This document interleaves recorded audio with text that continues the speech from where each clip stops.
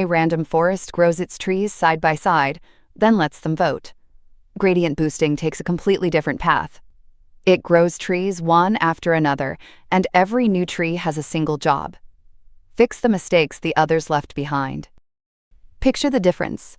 A forest is a crowd, every tree built independently, all voting together at the end. Boosting is a relay. Each tree looks at what the chain so far still gets wrong and passes its fix down the line. Sequential, not parallel. Let's watch it work. Here's our data. We want a smooth line that follows these points. Boosting always starts with the laziest guess you can imagine. Just one flat line, sitting at the average height. It is wrong almost everywhere. And that is fine. Now the key move. We look at the gaps, the leftover distance from each point to our line. These red gaps are the errors, the part we have not explained yet. Boosting cares about nothing else. Then we train one small tree, but not on the original data. We train it only on those gaps. It learns a rough correction, where to push the line up, where to pull it down.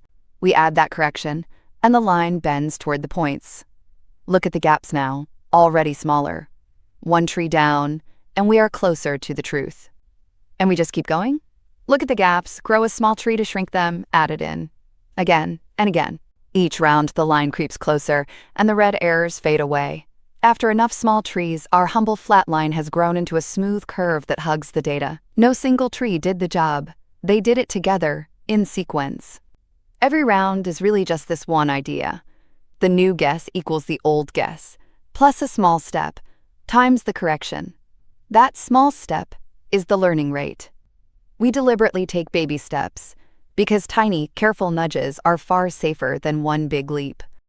But there is a catch. If we keep adding trees forever, the line stops following the real pattern and starts chasing every little wobble, even the random noise. That is overfitting again.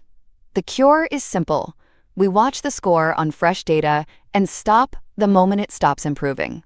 That is called early stopping. Take enough small steps to learn the shape, then quit while you are ahead. So gradient boosting builds its answer the way a careful editor works. One small fix at a time, each pass cleaning up what the last one missed. It is one of the strongest tools we have for tables of data. Trees have carried us a long way. Next, we switch gears completely to a model that separates classes by drawing the widest possible street between them. Support vector machines.